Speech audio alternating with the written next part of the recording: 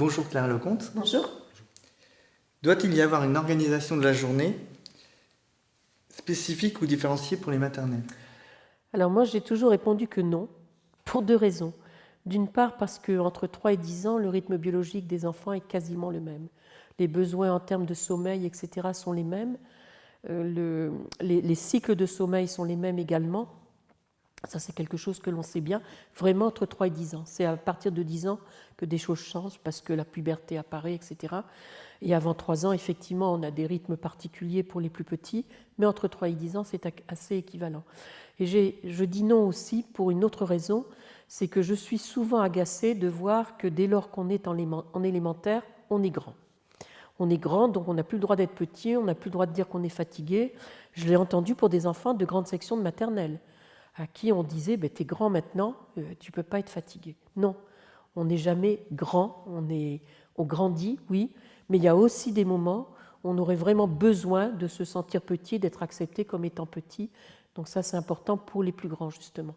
Donc non, moi, je ne suis pas du tout pour militer pour une organisation différente entre les maternelles et les élémentaires. Dans les projets que j'accompagne depuis des années maintenant, puisqu'il y en a quand même un qui a 21 ans maintenant, nous avons gardé exactement la même organisation pour les deux groupes scolaires, mais il faut savoir qu'on a réfléchi à cette organisation et que malheureusement, j'ai l'impression que telle qu'on l'a mise en place en 2013, on n'y a pas forcément véritablement réfléchi. Donc finalement, on a appliqué aux enfants de maternelle la même chose qu'on avait mis aux enfants d'élémentaire, c'est-à-dire qu'on a gardé les matinées habituelles de 3 heures, on a réduit l'après-midi, et puis on a mis des activités périscolaires pour tous les enfants en fin d'après-midi. Et ça, c'est une erreur évidemment fatale, parce qu'on s'est rendu compte alors que, d'une part, les matinées n'ont pas profité à plein pour les enfants de maternelle, parce qu'elles sont restées trop petites, il faut les allonger, ces matinées, pour qu'elles soient efficaces. Mais surtout, les enfants qui faisaient la sieste se sont vus dans des situations assez complexes, puisque parfois la sieste débordait le départ de la maîtresse. Conclusion, ils étaient alors en activité périscolaire et on n'hésitait pas à venir les réveiller pour qu'ils puissent aller en activité périscolaire. C'est tout à fait aberrant, évidemment, qu'on ne doit pas réveiller un enfant qui dort à ce moment-là, sauf si effectivement la sieste est beaucoup trop longue ou si elle a été mal organisée. Alors, comment organiser la sieste en respectant le temps de l'enfant? C'est la grande question. Cas, parce que la sieste doit toujours démarrer à la fin du repas. On ne doit pas laisser les enfants s'énerver pendant une demi-heure dans la cour pour les mettre couchés après. C'est à ce moment-là qu'ils vont prendre du temps pour s'endormir, même si c'est le moment de faire la sieste pour eux. Mais c'est trop tard. Ils se sont énervés, donc forcément, ils vont prendre du temps pour s'endormir. Ce qui fait que souvent, ils s'endorment à pas d'heure et on doit les réveiller à pas d'heure. C'est ça qui est perturbant. Alors que si on les laisse s'endormir dès qu'ils ont fini de manger, qu'ils sont passés aux toilettes, on se rend compte qu'ils s'endorment dans les 5-10 minutes qui suivent et ils vont se réveiller spontanément à la fin de leur creux méridien, à la fin de cette période de sieste. Donc ça, c'est vraiment très très important. Alors je sais qu'il y a parfois des problèmes liés au fait que tous les enfants ne restent pas sur place pour faire la sieste. Je crois que quand ces enfants sont nombreux, il faut savoir que l'organisation que je propose, elle est tout à fait acceptée par l'Éducation nationale. Il suffit de faire signer une convention entre la commune et l'Éducation nationale pour que ce ne soit pas l'enseignant qui est responsable de la mise au lit de l'enfant. C'est donc l'ATSEM ou l'animateur qui va coucher l'enfant, et ça, c'est tout à fait normal. Par contre, ce qui peut être gênant, ce sont des enfants qui viennent de l'extérieur et qui vont ne venir qu'à 1h30, à 13h30. En tout cas, quand la classe va quand la maîtresse est là. Et là aussi, il y a des organisations qui sont possibles. Peut-être voir avec les espaces, comment faire en sorte qu'une salle soit réservée pour les enfants qui arrivent à cette heure-là et n'aillent pas réveiller ceux qui sont déjà endormis. Quand ils sont peu nombreux, ce qui peut arriver dans certaines écoles, on peut très bien proposer aux parents de ramener les enfants au moment où les enfants vont aller à la sieste, pour qu'ils se couchent en même temps que les autres. C'est très faisable également. Et quand il y a une fratrie, on propose que les plus grands reviennent avec également et du coup participeront au temps de repos ou de relaxation qui est fait pour les autres enfants. Ça ne pose aucun problème. Donc la gestion est faisable, elle est tout à fait faisable. Mais ce que l'on dit sur les enfants de maternelle fatigués à cause du fait qu'ils ont été sur 5 jours, c'est totalement faux. C'est soit parce que l'organisation n'était pas la bonne, Quand on a des longues matinées avec les enfants, on se rend compte qu'on les bouscule beaucoup moins. Du coup, c'est moins de source de fatigue pour eux et moins de source de stress. Le stress, c'est une source de fatigue. Donc, moins on les bouscule, moins ils sont stressés, moins ils seront fatigués. Savoir également, et là c'est un appel aux parents, que les enfants se réveillent normalement tous les jours à la même heure. Qu'il n'y a que si on les couche tard, qu'on espère qu'ils vont se réveiller plus tard. D'ailleurs, ce n'est pas souvent le cas, c'est plutôt les parents qui se réveillent plus tard et qui pensent que l'enfant a dormi jusqu'à ce qu'il se réveille, ce qui n'est pas tout à fait vrai. Mais donc les enfants se réveillent tous les jours à la même heure. Plus ils sont petits, c'est le cas des maternelles, plus c'est vrai. Donc ils pourraient très bien aller à l'école 6 jours par semaine, ça ne poserait aucun problème, puisqu'ils seront toujours réveillés à la même heure. En revanche, il est très important chez eux de respecter la régularité de leur rythme veille-sommeil et de ne pas s'amuser à les coucher tardivement le vendredi parce qu'on n'a pas classe le samedi. Là, on dérégule leurs horloges. Et là, on provoque un surcroît de fatigue.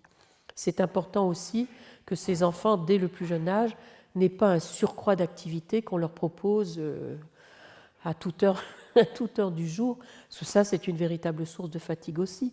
Et c'est vrai qu'on voit parfois des enfants de 4-5 ans qui ont déjà, en dehors de la classe, de la musique, du sport, une autre activité, etc.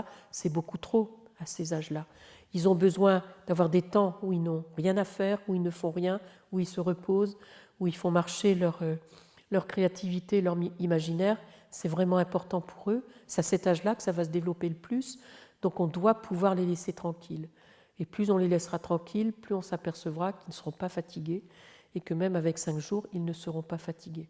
Mais c'est une bonne organisation qui doit être faite, des matinées plus longues, ne pas les obliger à avoir des activités tous les jours, cumuler ces activités sur une seule après-midi, plus courte, qui peut ne durer que 2h10. Il est évident que dans un cadre comme celui-là, on n'interrompt jamais la sieste des enfants qui dorment, puisque même l'après-midi où ils auront ce parcours qui est mis en place, ils n'auront pas l'entièreté de l'après-midi en parcours. C'est après la sieste qu'on le prendra pour faire un temps court qui pourra être d'1 heure environ de parcours, mais une fois sa sieste terminée. Et là, on n'a pas des enfants fatigués. Justement, Claire, vous avez parlé des activités chez les maternelles. Donc une question, est-ce que les séquences pour les maternelles d'activités ne peuvent pas excéder 15 minutes? Qu'en pensez-vous? Alors, je pose souvent la question aux parents qui me posent cette question en me disant « oui, mais enfin, il ne peut pas rester ». Je leur demande combien de temps leur enfant reste devant un jeu vidéo. Et là, ils réfléchissent pas très longtemps, mais ils me disent « ben oui, vous avez raison, souvent c'est moi qui lui dis « bon, allez, stop, c'est maintenant, on s'arrête ». Et ça fait quand même 1h30, 2 heures parfois que ça dure. Ce qui veut bien dire que ça n'est pas la durée qui est importante, c'est l'activité qu'on lui propose, c'est l'intérêt qu'il y porte, c'est la motivation qu'il a pour le faire. Donc à charge pour tous ceux qui ont des activités à lui proposer, que ce soit l'animateur ou l'enseignant, de motiver l'enfant par rapport à ce qu'on va lui proposer de faire. Mais comme je l'ai dit tout à l'heure aussi, si on est toujours en train de l'interrompre avant qu'il n'ait terminé quelque chose, il finit par abandonner. Parce qu'il se dit « j'ai jamais le temps », donc finalement, il ne s'implique pas plus que ça. Ça fait partie aussi, ça, d'un travail à mener avec les enseignants comme avec les animateurs, laisser le temps d'aller au bout de ce qu'on a commencé. C'est très frustrant pour un enfant de s'apercevoir qu'on a démarré quelque chose et puis hop, terminé, on n'a pas fini. Donc ne pas superposer les activités. Surtout pas, surtout pas. Tant pis, s'il n'en fait pas une deuxième, il la fera une autre fois, c'est pas gênant, c'est pas du tout ça qui va. Par contre, l'interrompre et ne pas lui permettre de voir la finalité de ce qu'il a fait, ça c'est très frustrant pour lui. Donc non, je ne suis pas sur 15 minutes, pas plus. Je suis sur motivons les enfants, donnons du sens à tout ce qu'ils font, prouvons-leur qu'ils sont capables de le faire, etc. Et on s'apercevra qu'ils peuvent tenir beaucoup plus longtemps, quelle que soit l'activité qu'on leur propose. Ce qui permet effectivement de les alterner, ces activités. Il y en a certaines où on n'a pas intérêt à les reconduire pendant très longtemps. Et là, c'est beaucoup mieux parce qu'on donne des alternances comme ça avec des temps longs et des temps plus courts. Et là, l'enfant est en respiration, c'est tout à fait bien. Je pense aussi qu'il faut entendre que, y compris en grande section, l'enfant a besoin de se déplacer. Ça, on doit aussi l'entendre. J'ai envie de le dire pour les plus grands. C'est vrai quand on est encore en CP et en CE1. Et donc, il faut trouver des moyens de faire qu'au cours de la matinée de classe ou de la journée de classe, on a le droit de se déplacer tranquillement pour aller tailler son crayon au-dessus de la poubelle, par exemple, ou bien pour aller nettoyer le tableau.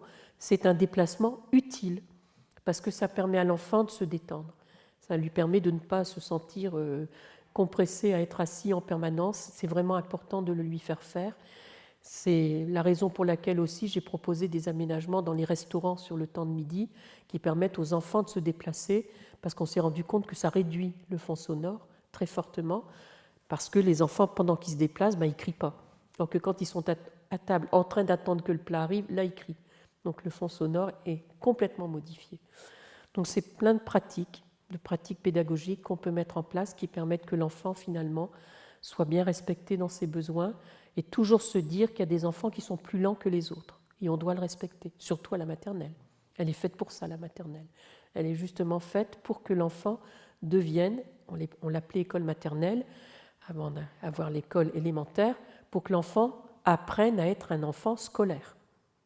Et quand la maternelle a été créée par Jules Ferry, ce n'était pas une école scolaire, c'était une école maternelle qui permet à l'enfant de se construire en tant qu'écolier. Et ça, on l'a un petit peu trop oublié dans les années actuelles. Je pense qu'on a trop primarisé la maternelle. On voudrait qu'il sorte de grandes sections, sachant déjà lire et écrire. On se demande à quoi servira le CP. Et heureusement, les programmes de maternelle ont été un peu modifiés pour rappeler que l'école maternelle doit être bienveillante et doit faire en sorte que les enfants soient respectés dans leur individualité.